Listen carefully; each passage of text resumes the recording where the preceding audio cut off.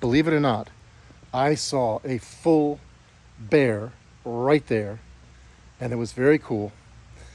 And he was way more afraid of me than I was of him, and he took off. So this is the story of the bear. The place that I'm staying in is like a little apartment above the garage, and further down the road is the big house.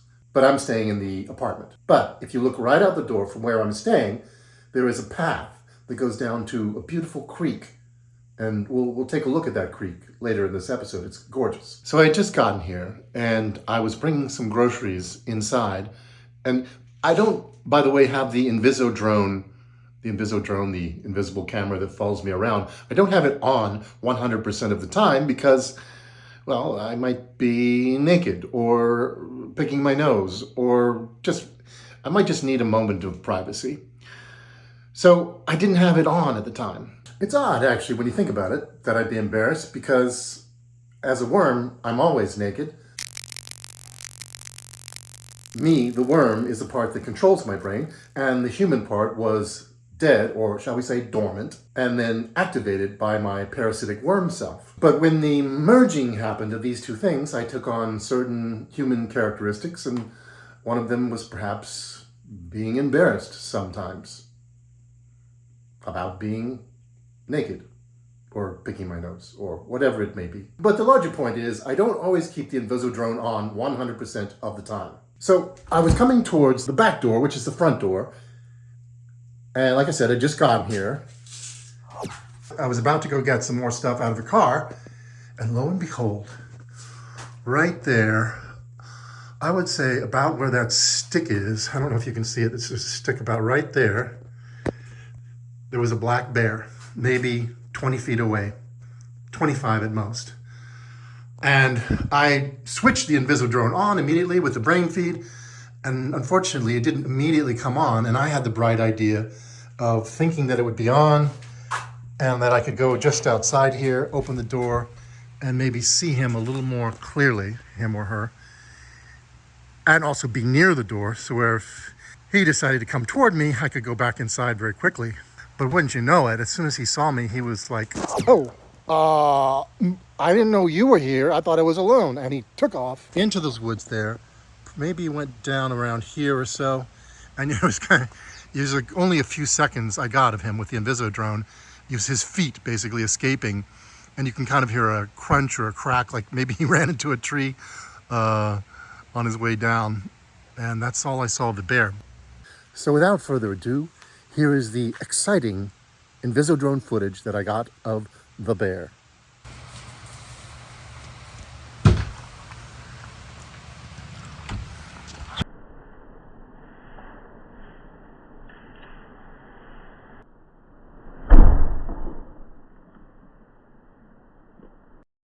Believe me, those feet are the feet of a bear. Let's go down to the creek, shall we?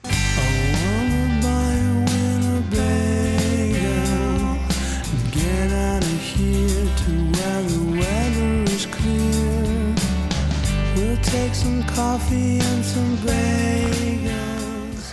I'm heading down to the creek from where I was staying. It's very close. This is also the area where the bear disappeared. He probably went through those bushes right there and headed down. So there are bears around. But apparently he's scared of me because he took off so fast when he saw me. Still, one wants to be aware. Wow.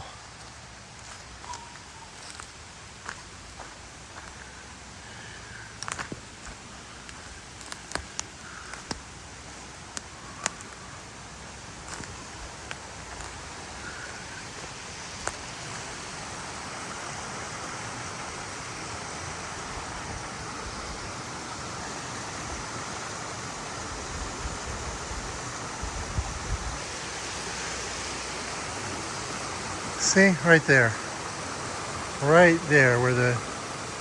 can see the clear water. It goes over a rock into a little pool, and then it continues down. That's like a little slice of heaven right there.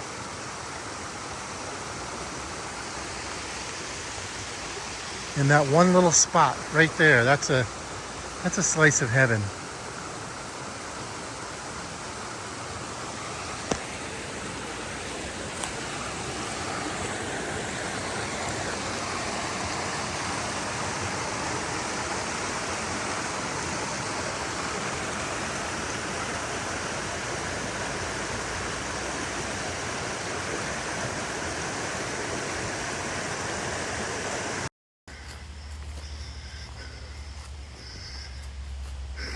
After having seen the bear, I wouldn't say I'm afraid of him. I'm just aware that we're sharing this habitat.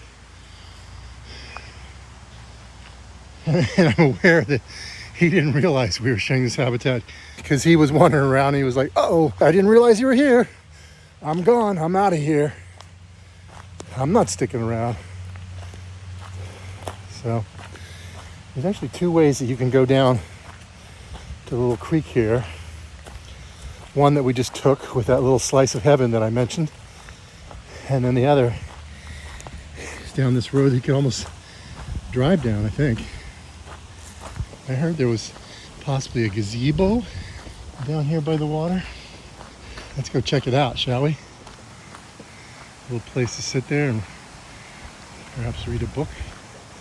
Oh, beautiful garden, lily pads. Wow, nicely done. Nicely done. Oh, a little overlook up there. Wow. They thought of all the little touches.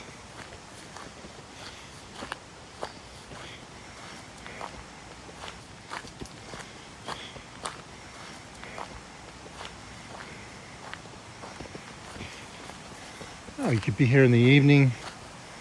The mosquitoes start to come out, which they do in the evening, I've noticed, here in Vermont at this time of year. You could be screened in there. And still you get all the sounds, the wonderful sounds of the creek, or creek, depending on your geographic location.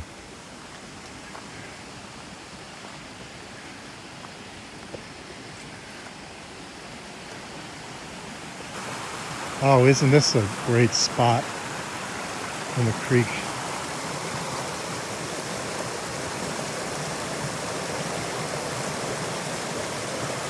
Well, okay, maybe I'm changing my mind. Maybe this is that little slice of heaven, except it's a longer slice. Like goes from that pool there, down these rocks. Another pool there. Just, yeah. And accessible, not like raging rapids or anything like that. Although I'm sure it could come up a little bit if it rains a lot, like it has been. I wonder how high it got when it rained. Oh, is this a little bridge? Looky here.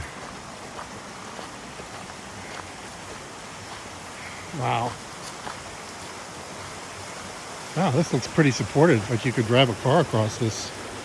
Seems like.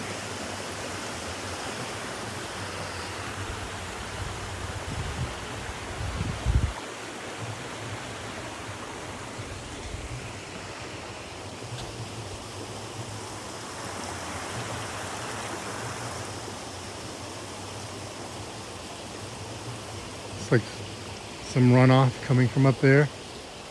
A little tiny mini creek running off into the main creek.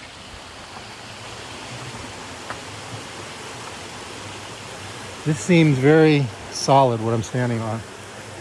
Doesn't seem creaky at all. Well, it was nice to see you this week. Thanks for joining in.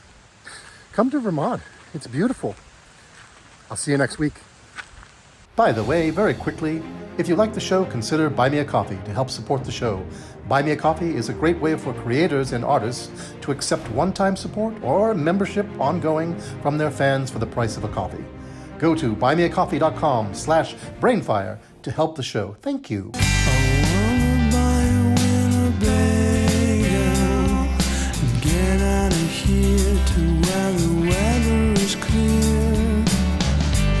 take some coffee and some bagels and get out of here to where the weather is cool. It will be good for my lumbago to get out of here to where the